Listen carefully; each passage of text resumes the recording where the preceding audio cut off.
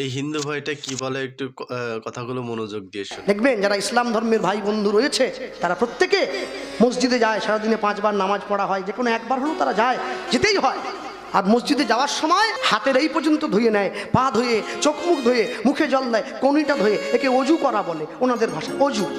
বিজ্ঞান বলছে যদি কোনো মানুষের মস্তিষ্ক চঞ্চল থাকে, যদি কোনো মানুষের মাথা গরম থাকে, মন যদি চঞ্চল থাকে, হাতের কনুইতে জল দিলে মন ঠান্ডা হয়। তারা জানে আল্লাহকে ডাকতে গেলে, খোদাকে ডাকতে গেলে, পীর পয়গম্বরকে ডাকতে গেলে আগে মন ঠান্ডা করতে হবে, তারপরে গিয়ে মসজিদে বসতে হবে।